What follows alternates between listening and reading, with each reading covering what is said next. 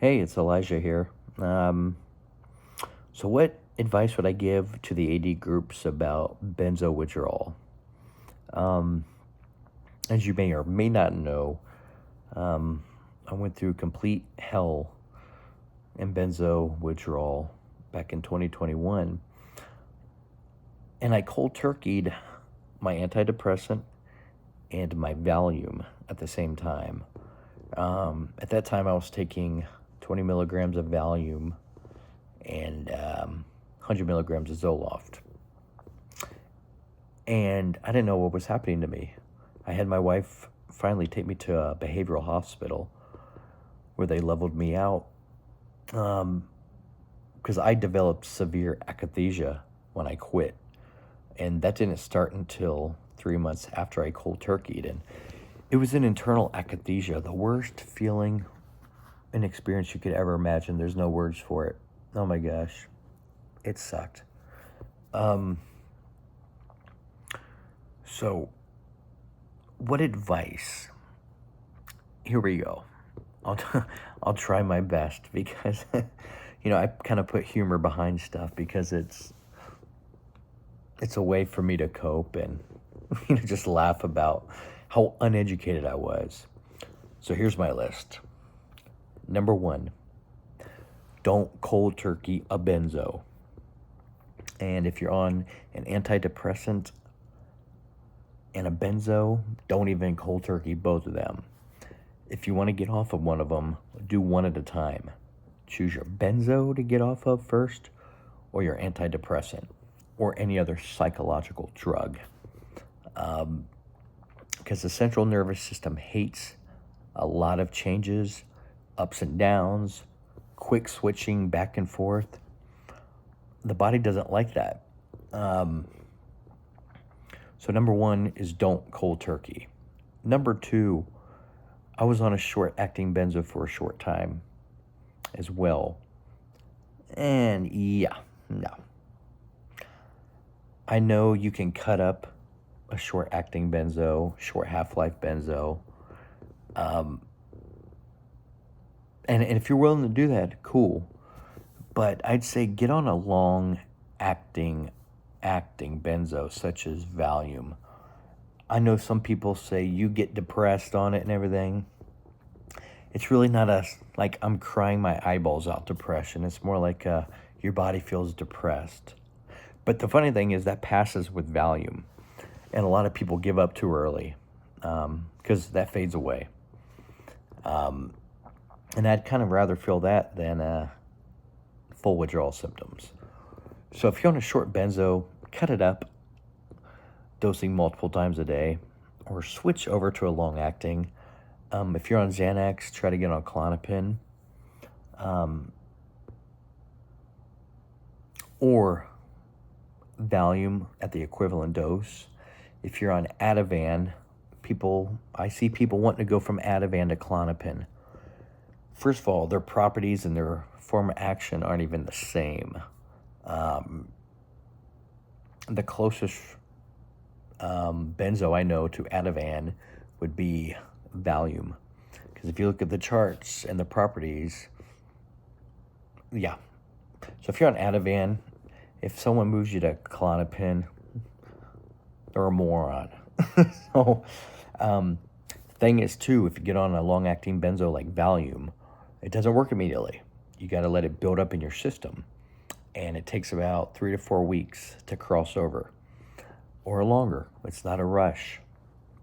The next factor is time. Time is a huge factor in this. When I finally got back on all my original medications, my central nervous system was so hyped up that it took a good year to stabilize. And it was really, really bad at first. I never thought it would go away. I never thought I would get better. But what it comes down to is time. Because when I reinstated, I did not make any changes. Nope. I stayed the course to let my body catch back up. Once I got there, I leveled out. Right now, I'm perfectly normal. I feel absolutely fantastic. I'm making music. I'm working my full-time job. Been to Europe already again with my wife, Philippines, and 3 months after I reinstated, I went to Yosemite National Park with my wife. So that was tough, but I pushed through. But right now, what I'm doing is I am liquid micro tapering my Valium. I'm not touching any other of my meds. They're all staying the same. And liquid micro taper, it does take some adjustment to get to, to get it right. But what I'm doing is I dose my Valium 3 times a day because when I got back on it, that was the schedule. And I figured, I'm just going to stick with it. So I take my regular pills, but my midday dose is the dose that I'm liquid micro tapering. And I'm fully functional because I don't rush it. I don't go by a schedule. And I don't go by a time frame. I go by a symptom-based approach. I don't care if it takes me a year, 3 years, who cares? And so time is a huge factor. And when you taper very slow. But some people are different. See, this is really difficult because each body's different. Sometimes benzo goes against them and becomes paradoxal. So those are case-by-case based scenarios. So here's my list breakdown again. I'm all over the board. Number 1, never stop cold turkey. Number 2, if you're on a short-acting benzo, try to cross over to a long-acting benzo, like I mentioned previously. If you're on Xanax, go to Klonopin. If you're on Ativan, go to Valium. Or if you want to, cut up your short-acting benzo so you take it a lot of times per day, but I find that so inconvenient. Number 3, when you do a crossover, don't expect immediate results. Just stick with it. And don't give up. And 4th thing is only taper one medication at a time. Don't do multiples. But there's people that just went off of it and they just stop it. And some people can tough it out. And, awesome for them. Some people can just quit and have no issues, which is astonishing because I knew someone that was on 6 milligrams of Xanax for 20-something years and they stopped one day and no issue, which it's crazy. But yes, you do heal. I still got to go through it all again. But believe it or not, I have no symptoms. The only little symptom I have is morning with the cortisol. But once you get out of bed and move, it's gone. I got rid of coffee, except I drink decaf because I love it. But yeah, slow micro tapering really works. And the hell that I endured, I could never imagine in my life. There's no words to describe it. It's, I don't know what you believe, religious-wise or your belief, but I was calling out to the Lord, save me from this. Because you literally think you're going insane. But the good news is, if you think you're going insane, you're not going insane because you're aware. So a benzo-wise doctor told me that. People that go insane don't know they're going insane. So that's kind of good news. But personally, I'm back playing drums, writing music, working full-time, going to concerts, doing everything I was doing, and without feeling any withdrawal at all. And I know it's coming up when I get really low, but I'll deal with that then. Right now, I don't focus on that. I don't focus on the past. Focus on the now. And, there's tons of different tapering strategies out there, but that's what worked for me. And I know this video is all over the board, but you might have to write down certain points. Like I still see people struggling on these boards that are on like Xanax, and they're like, I don't know what to do. I don't know what to do. And you know, those are the kind of people I'm like, wake the hell up, get on a long acting benzo.